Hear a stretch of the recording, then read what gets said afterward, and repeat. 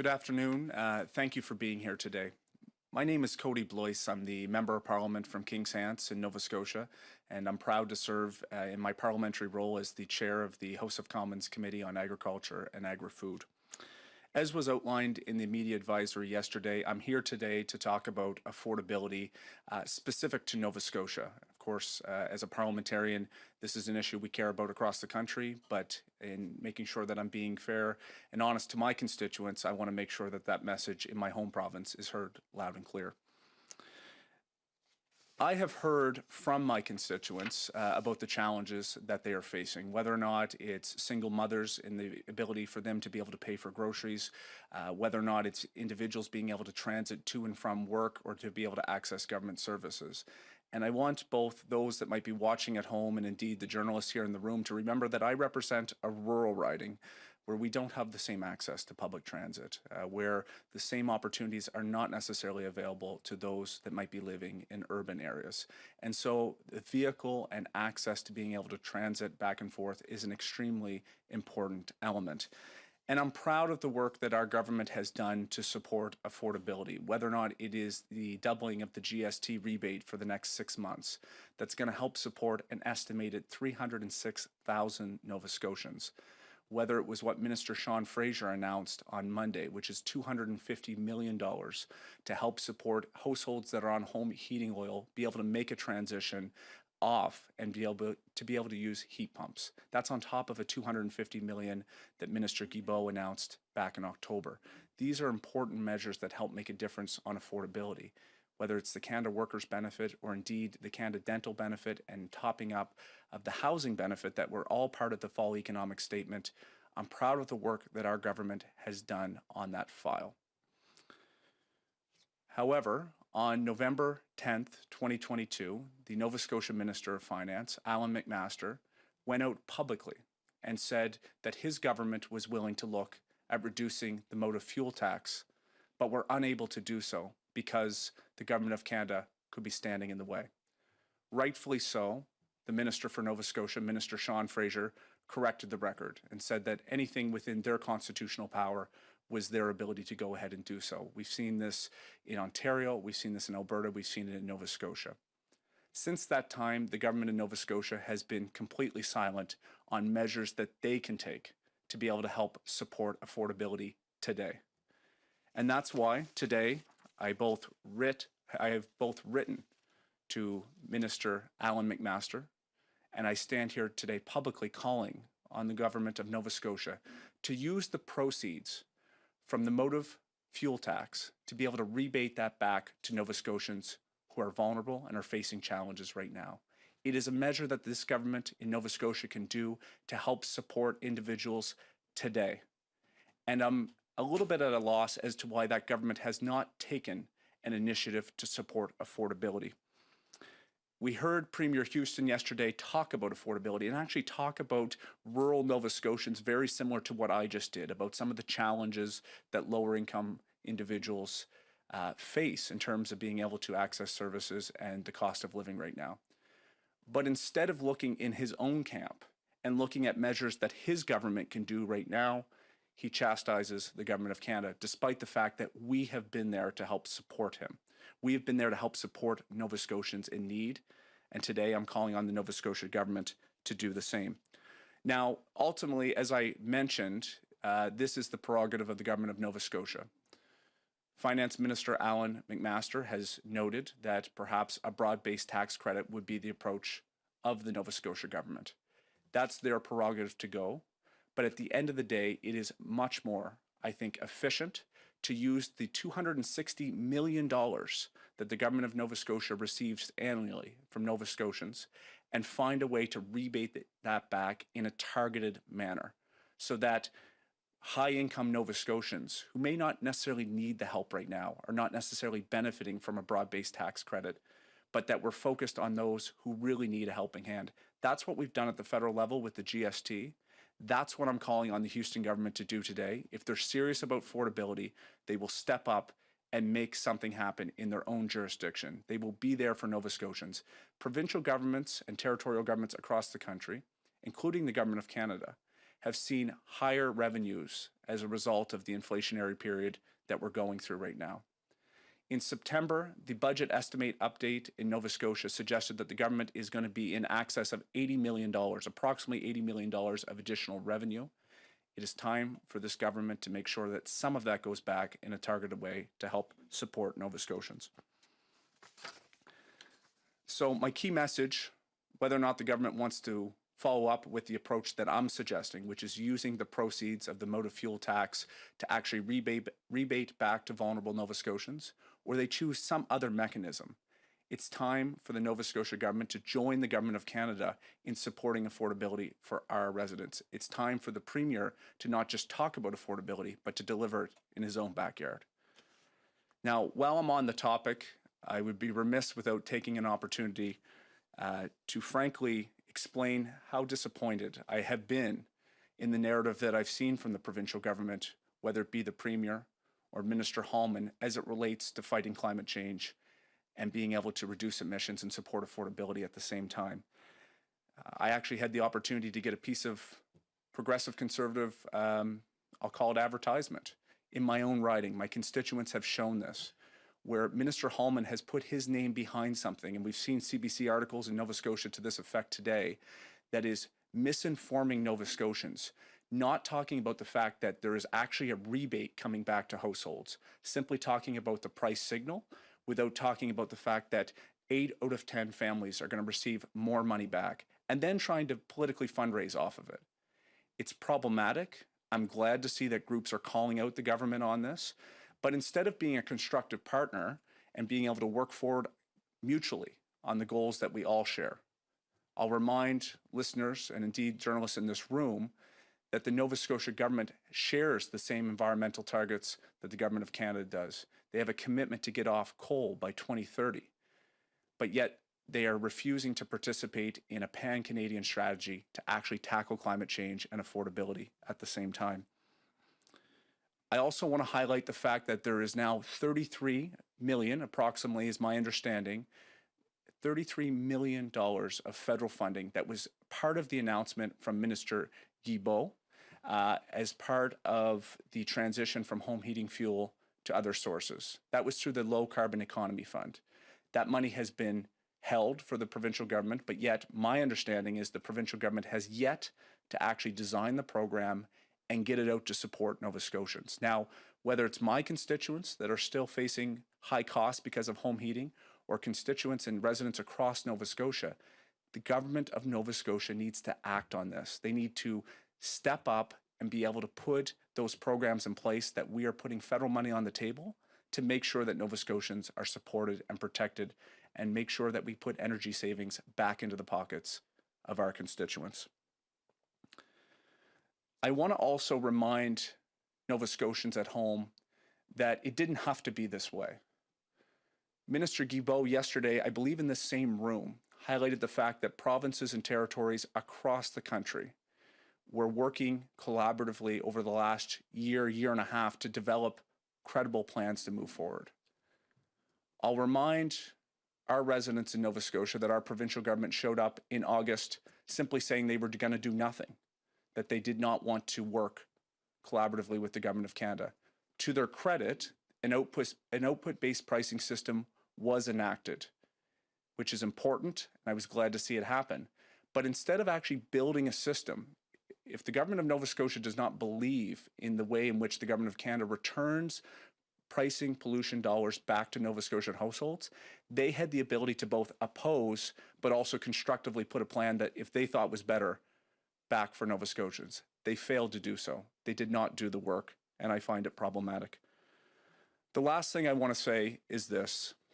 We talk about the Atlantic Loop. Right now, the maritime electrical grid is disproportionately high in terms of the amount of emitting sources that are still associated, namely coal. In my home province, 40% of our electricity, give or take, is still generated from coal.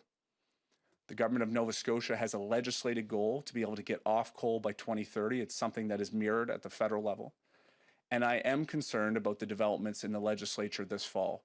I can appreciate that the government is seeking to protect ratepayers at this time, to be able to intervene But at the same time, my understanding is the legislative framework right now prevents Nova Scotia Power from making the capital investments that are going to be necessary to make the Atlantic Loop a reality. I'm calling on the Premier to make sure that he can work with Nova Scotia Power, notwithstanding some of the challenges that they may have, to make sure that the Atlantic Loop can become a reality. As a federal member of Parliament, I'm going to be fighting for that here in Ottawa. I'm going to be fighting to make sure that the Government of Canada has money on the table to help support the energy transition in Atlantic Canada, to have a clean grid, and make sure that people are taken care of. I'm asking that the Government of Nova Scotia make sure that there's a clear signal that this is still on the table and that we will be there to make sure that we can do this together. Finally, and you might think that my message today is terse, I'm just simply trying to make sure that I'm advocating for my constituents in Kings Hants. It is important that we bury the hatchet, so to speak, on this. The Government of Canada has a program that is going to put money back into the pockets of 8 out of 10 Nova Scotia families. It's going to help make a difference on affordability and also fight climate change. I look to provinces like New Brunswick, where Premier Blaine Higgs has gotten on with it. He has put a New Brunswick-made solution in place, and this has not become a distraction. Unfortunately, in Nova Scotia, this has been a major political distraction. We have shared priorities that I want to be able to work with the provincial government on to be able to move forward. It is extremely important that we be able to move forward and not be distracted on conversations about how best or how we even go about fighting climate change. We've seen that through Hurricane Fiona. The evidence is clear. We have a moral obligation to act. Our government is seeking to balance an affordability question around climate. We're asking that we be able to move forward in good faith. I'm going to leave my remarks at that. I would be willing to take any questions at this time. Reporters online, if you have a question, please use the raise hand function to notify us of your question. Journalistes en ligne, si vous avez une question, utilisez la fonction lever la main pour nous aviser de votre question. First question, Francis Campbell. Please go ahead. Hello, Mr. Blois. Can you hear me? I can. Okay, so a couple of questions. One, how unusual is it for a member of parliament to take a provincial government to task in this way, and why did you think it necessary? Look, at the end of the day, Mr. Campbell, my obligation is to my constituents in Kings Hants. Of course, as a parliamentarian, I take an interest in issues across the country, indeed around the world. But when I see something that is happening in my own province that I think is problematic, where I have a provincial government that is, I think, refusing to act on affordability, and you've heard me today clearly call on the Nova Scotia government to use the motor fuel tax and the proceeds there to rebate that back to Nova Scotians who need the help.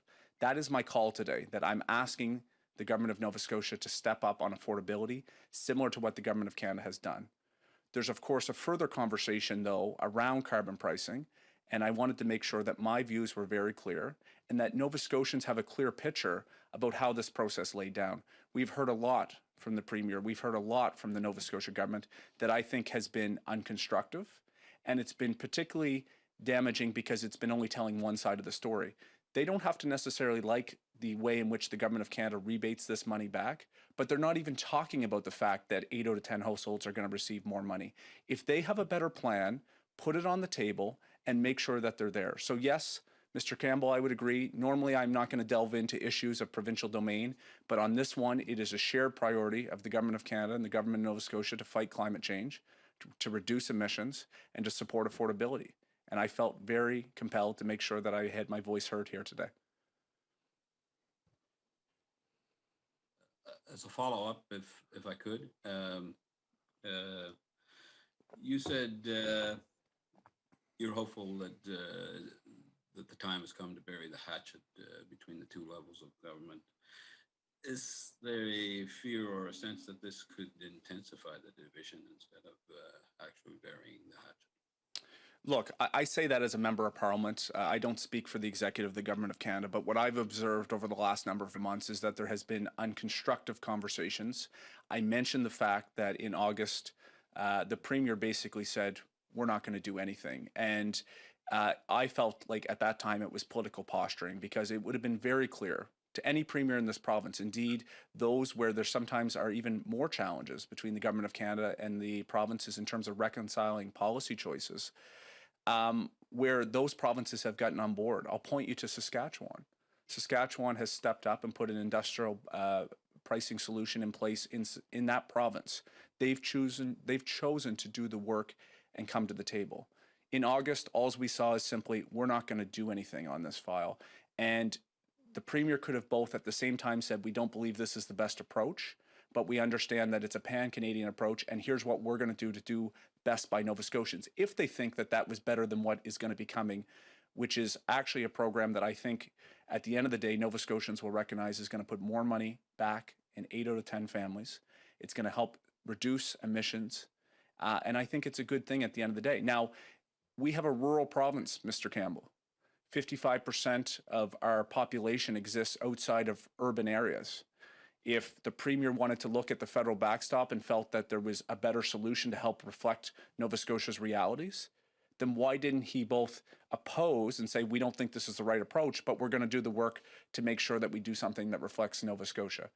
They didn't do it. They just simply didn't put a plan forward, knew the federal backstop would be coming into place, and now are really suggesting somehow that this is awful and terrible.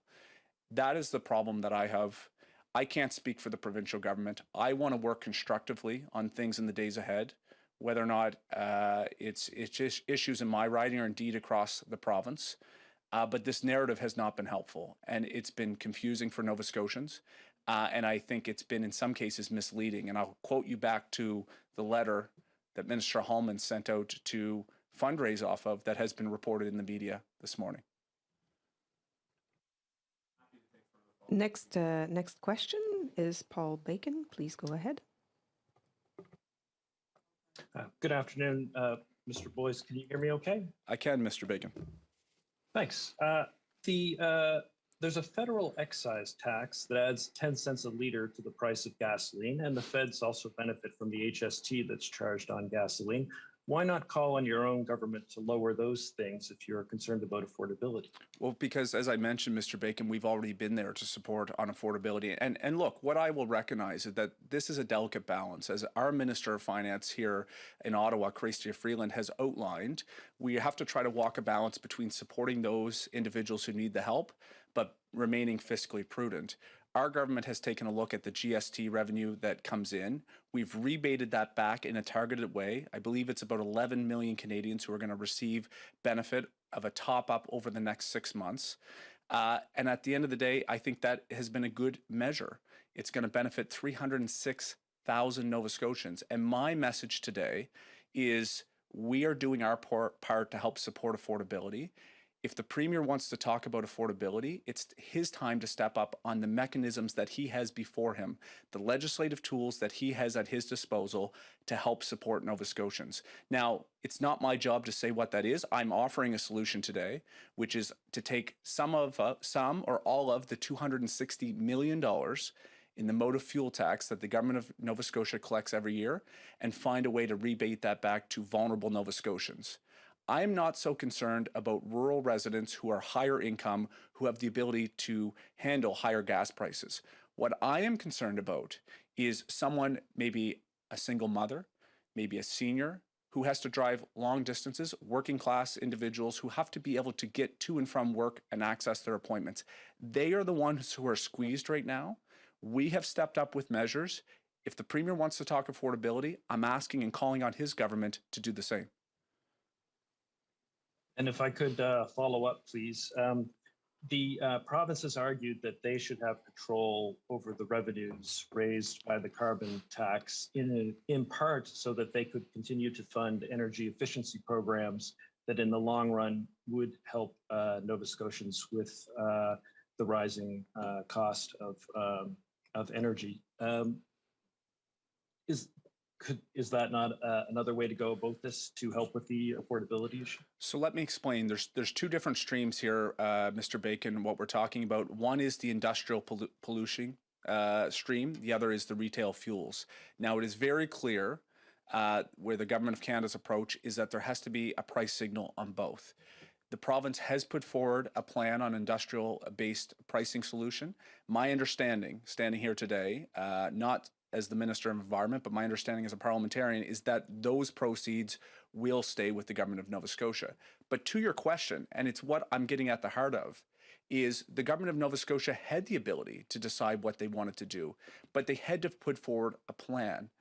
They could have chosen to be able to price retail fuels and find a way to get that back to Nova Scotians, similar to what the federal backstop represents, where we're putting money back into households.